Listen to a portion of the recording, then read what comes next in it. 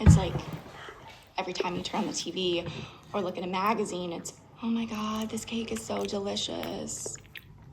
And like your reward or something. And then you turn the page and there's some sad, fat before girl, and she's all, I hate myself.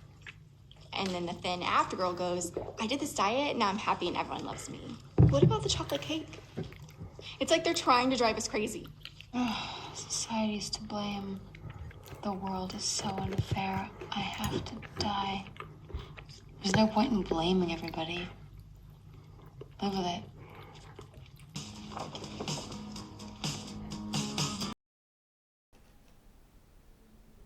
I just realized it's eating disorder awareness week.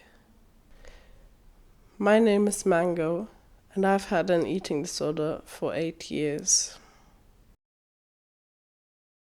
I first developed an eating disorder when I was around 14, 15 years old. And I want to tell you my story of how everything began and how it is now.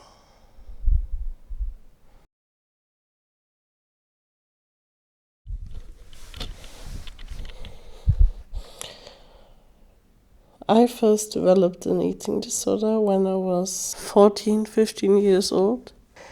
It all began with me getting a book recommendation of a friend to read a book about a girl with anorexia. The book was called Winter Girls. It is a very triggering book about a very sick girl, written from her perspective. And from there on, my obsession began with reading books about people with eating disorders. I never quite figured out why I got so obsessed with all those stories, but I did. And I remember having my first iPhone, where I would secretly look up the word Magersucht or anorexia nervosa and look at the pictures of the girls that came up on Google. I already dieted a few times when I was a child for dance school auditions, and I even saw a dietitian when I was only 10 years old. I remember then at 14, 15 discovering Instagram pages on pages of people that were really sick and tried to inspire each other how to become thinner and sicker day by day. I engaged a lot in that social media world and became quite involved in myself to the extent that I could not think about anything else anymore besides food, calories, exercise, and water intake or tea, specifically green tea intake. I remember that I restricted my calorie intake to 800 calories a day for an extended period of time, and I lost a lot of weight, and people got quite concerned. At school, they used to make fun of me because I always ate frozen spinach, cream spinach that you cook, and used to say to me, hey, what are you eating? Oh, cream spinach again. I became quite dissociated from my surroundings and from myself. I felt like I was watching myself from an outside perspective most of the day, and often walked through life feeling like I'm in a movie, but not in a cute one. Dissociation feels like such a disconnect from reality, that you enter a different reality that then feels like the new normal, but you know it's not normal and you know something's wrong. But you can't escape it, you can't pause it or switch it off. And that is called depersonalization and derealization. I used to get quite sad in the evenings, but the feeling of hunger kept me awake at night and made everything blurry. It made my whole life blurry and made reality a bit easier to bear. And when my surroundings got so worried about me, I did not want to be the center of that kind of attention that they were giving me, because it was not the cute kind of attention of like, what do you need? How can we help you? It was the very concerned kind of attention where they almost haunt you. Feels like helicopter parenting, but being helicopter parented by not only your mother but also by your friends at school felt like a nightmare. I used to always think people talking about me behind my back and always thought they were whispering something about me, because oftentimes they were, even at dance class, commenting on how much weight I've lost and whispering that to each other. But the worst part about it was that I got so paranoid, I felt like I can't trust anyone anymore, really. It all got so bad that at some point my body was sick of what I was doing to it too, and decided to get back the nutrition that I was depriving it of for so long. Disease spells became the norm in my day-to-day life whenever I stood up or sat down or did a sudden movement. I remember when I binge ate for the first time, and it was quite...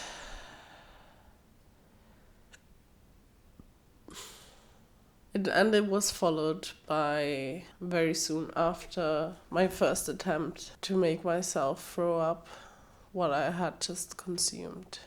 I used to chew and spit out food a lot. But then, when my body craved back the nutrition that I was depriving it of for so long, the binging and the purging became a routine a few years later, in 2016-17, which was the height of my bulimia.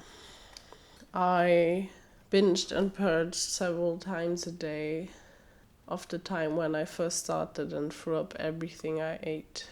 Then my eating disorder transformed from the atypical anorexia side into the bulimia nervosa side, where the eating disorder basically turned into a big secret, into my big secret world where no one could look inside. Only I saw it, only I knew about it. It was my little world. I had to create this world in order to escape the pain that I still carried within me and still do till this day. My eating disorder then, over the years after 2017, kept on shifting. I was bulimic for a long time, but then in 2020 to 21 it shifted into atypical anorexia. It was dramatic. I lost a big amount of weight in a short space of time and was compulsively exercising on a daily basis, going for 4-hour walks and being very restrictive with my eating. Especially during the lockdowns and the pandemic, the walks became longer and longer because I couldn't face many things that were happening within my private life. In the time in between, in 2020, I went to a clinic which was such a specialized clinic for eating disorders, and it was such an important step that I took, because that was the only thing that I believe that truly helped me to get out of the binge purging cycle that I was caught in for so many years.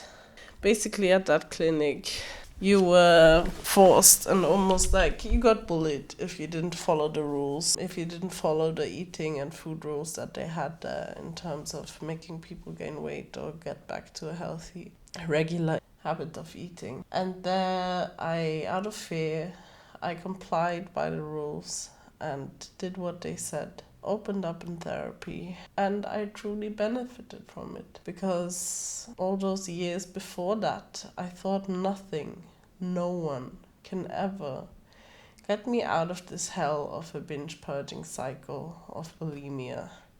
I tried so many times myself, told myself, okay, this is the last time, only now, only today, then never again. I'll stop tomorrow. Tomorrow is a new day, new beginning. I'll never do it again. Only to discover that it happens again. And that I'm again on the bathroom floor in front of the toilet, snot running down my face, tears running down my face, but not out of sadness, but from the pressure of throwing up that accumulates in your head when you make yourself throw up, or when you throw up. Spit running down my hands, saliva running down my hands, dripping on the bathroom floor. Me being totally disgusted with myself. I'll never miss those moments. I'll never do. Then you might ask, why did you do all of that? Why? If you know it's bad for you, why did you do it? The answer is simple. Unhealthy coping mechanisms always have a function, a physical and psychological function in someone's life. And eating disorders are an addiction in a way. And my addiction was to numb my feelings, to numb the things I don't want to feel, or to replace them with other feelings, basically. And I still struggle with that till this very day. I used the eating disorder as a way to regulate my emotions, because back then my undiagnosed borderline personality disorder was already making my life into a living hell. But through the help with the eating disorder, that was the only way how I knew how to effectively manage those big tsunamis that are called emotions. Because my emotions are not like waves, they don't come and go. They are like tsunamis, they wreck entire cities and countries, yeah? Just so you know. That's such a nice analogy for explaining BPD to someone. With BPD, emotions are not like waves, they don't come and go.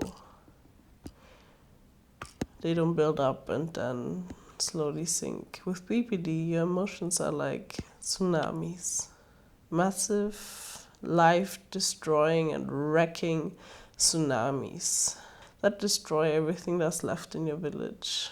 And then you have to rebuild it. Not one house, an entire village. It's a lot. That's what I used my eating disorder for. And then, when that coping mechanism was taken away from me, all of a sudden all those emotions came back flowing in. And I had to deal with them somehow. And it's sad, because it cost me a lot. It cost me an amazing relationship. It cost me my studies in a different country, in London. It cost me my home in London. It cost me friendships. It cost way too freaking much. And I wish I could have it all back. And that's why I'm in therapy today and trying to confront my demons, my tsunami emotions, and to basically embrace them somehow. However you embrace the tsunami, I don't know yet. I haven't figured it out yet. But that basically is what I wanted to share with you for this Eating Disorder Awareness Week.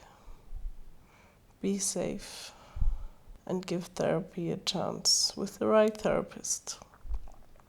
You'll be in good hands and things can get better and your life can improve and you can save some things from dying before it's too late.